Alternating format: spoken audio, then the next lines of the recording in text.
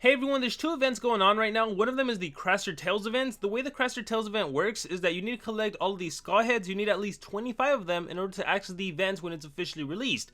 And if you just watch this video right here, this is what the thumbnail is. There's going to be a link in the description.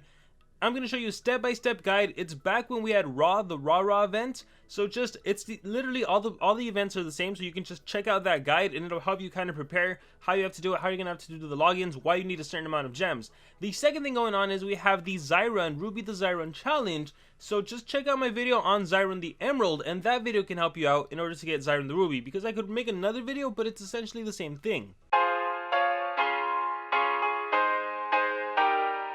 Hey everyone, it's Noamori Gaming. Welcome back to my channel and welcome to Monster Legends. Welcome to a little mini Monster Legends sneak peek because we have a new monster out, or we have leaks on a new monster, and I wanted to talk about that monster since I saw his name being brought up in my Monster Legends live stream yesterday. So with that being said, we'll talk about that monster. I need to start off with a disclaimer. All the information right here is not official, it is not confirmed. I am on Chinchilla Leaks, and if you want to follow along, there is a link in the description to the server. With that being said, the first thing we see is a Dark Ghouls plus Vada Magma combination, and you get Kronks. This is the elite magic monster that does baby reversion. Really cool of a social point to give this monster out at the same time that they just released Lindworm. So aside from this, you also get 100 orbs if you successfully are able to get Kronks, and if not, you get 15. And then what else do you get? You also get one chest, which just gives you some additional skull heads. And I imagine, like the last Tales event, any additional items you're going to be able to use to get additional cells for the monster. So really great way to rank up Kraster. Let's see. So you can also substitute the breeding jokers, of course, Erdicus for Dark Ghouls or Galante for Vada Magma. All right, let's scroll down and see what else we have. We have the top monsters breeding event, and check this out. Akanabuki and Neobuki are going to be available. Akanabuki is that one special legendary that got released after the Mythic era, just because Social Point needed to complete the Thunder Elite category. We have Clipium and Zombic. I believe Zombic is an Anticipation Earth monster. We have Aizo and Kihaku. We have O'Reilly and Devastress. So those are some pretty good monsters. O'Reilly's dodge area, can do AoE stun and support. Aizo, you all know Aizo, he's a Megaton monster. Clipium is like legendary Von Beta. And yeah, we have the two Akanabuki, Neobuki. From these, I would say Aizo is probably the best bet, just because Megaton itself, the status caster, is usable, right? Even if you're battling enemies that are way faster than you, sometimes you just need your Megaton monster as a meat shield, and it absorbs the Megaton. For example, right now, if you're facing, let's say you start facing lots of Lindworms, and Lindworm keeps turning your monster into babies.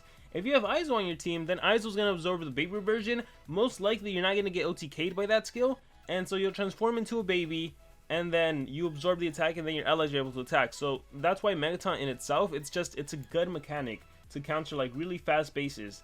Or you know, if it's someone else, let's say it's Siamese, Siamese is Thunder base, she might kill you. Let's say it's Black Feather. Black Feather just has AoE possession skill. Hey, you're actually immune to possession, and you have Megaton, so you're good. I believe he's immune to possession actually. And also, let's say like the enemy's attacker goes next in the turn order, you absorb the deny, and then you're probably gonna die, but you also absorb the enemy attack, and then your two allies are able to do something. Maybe you can res. So Megatons is the way to go. All right, let's see what else we have. We have a relic breeding event. I'm not a fan of this just because all you get is 2 bronze relics. I don't understand why all of these give you like additional items if you're successful, but this is just 2 bronze relics all the time. I guess you do get Kraster cells. Oh wait, no, the top breeding event you get Kraster cells, so it's a way to rank up your Kraster. This one is, yeah, it's just relics. Let's see who's available. Sting Westclaw, he is an Anticipation Earth attacker. So what is Zombic? I forgot about Zombic. I think he might be also. We have Cellot. Cellot can actually start the game off with Ignite against the enemy. We have Inquisitor Fullman. I think it's like 50% max life shield. Lady Solaris, she is a Spirits Killer. Toshiro and Meekbull. Yeah, they're okay monsters. I personally don't recommend really trying that much in the relic events unless you're specifically trying to get a monster to complete a book. Let's see what else we have. All right, this is the monster, Henritch, everyone. Henritch. So this is going to be the new frat event, equivalent to Bomb Beta. So some players might get this monster just because someone on their team purchases a 1700 gem pack. If someone on the team purchases the $50 gem pack, basically everyone on the team gets 100 cells. So that's Henritch. the other way to get this monster is by breeding. If you do Mr. Beast and Slugazoid, this is why it's always important to get the free-to-play monsters in Monster Legends, especially because we know that they're using breeding events. So Mr. Beast and Slugazoid, and if you have Tremor, so for the Golden Legends Pass players, you can actually substitute some of the monsters. So Tremor for Mr. Beast or Hardy for Slugazoid, and of course you can get Henritch, or you get Synapticus, Makugan, Patient Cyber. So those are all the other options. You always get a legendary time. So assuming you have your Jokeron, it's always 9 hours 11 minutes. Without it, it's 1 day 23 hours. So, or 22 hours, sorry, I forget. I'm always using the Joker nowadays. Alright, and we have the mini progressive Xiron the Ruby challenge, which again I told you guys in the beginning, just check out the Emerald video. It is literally the same information, so no reason to redo the video. But yeah, it's literally the same information. And then we're gonna have a mini event for Lonrad and Blaz. Super excited about that because I have been wanting to rank up Lonrad, but haven't really been able to, especially with cosmic monsters now, but maybe now I will. Alright guys, so this is what we came here for. Henritch. Is Henritch good? What's his deal? Let's talk skill sets.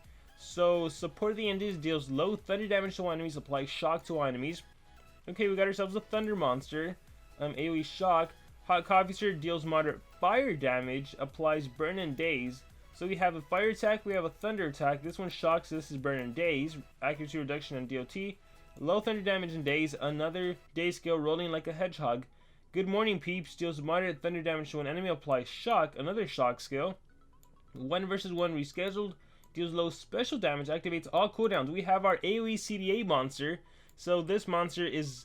Why are you thunder? The monster's thunder, right? Deals low thunder, lots of thunder attacks. He looks like Monster Device. He's like Monster Device.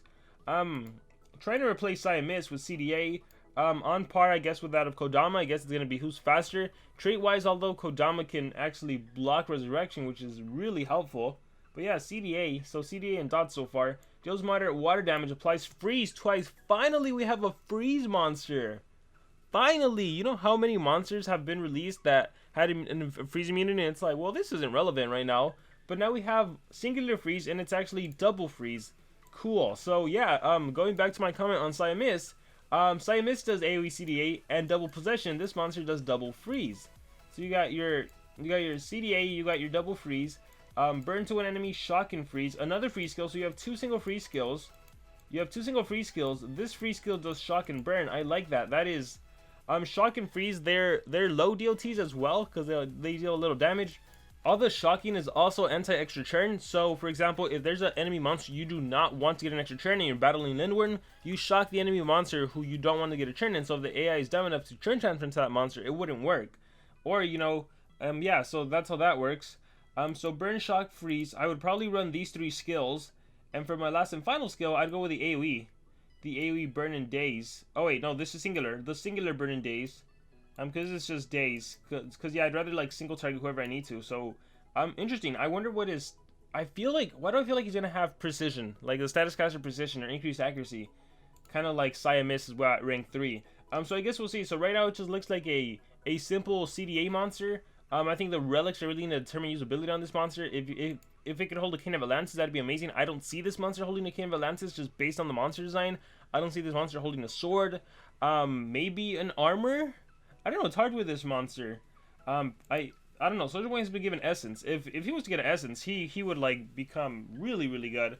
And again, like what is this monster gonna have? Stamina regen, status caster, a shock status caster against the enemy. So that's gonna be interesting to see once we have more info on him and his stats and everything.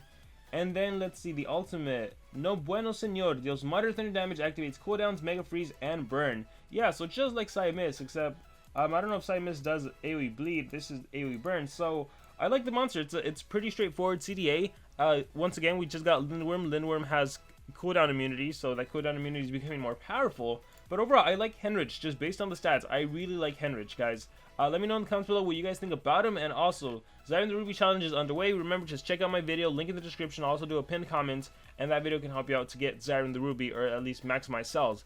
With that being said, guys, I'm Noamori Gaming. Thank you all for watching, and remember to subscribe.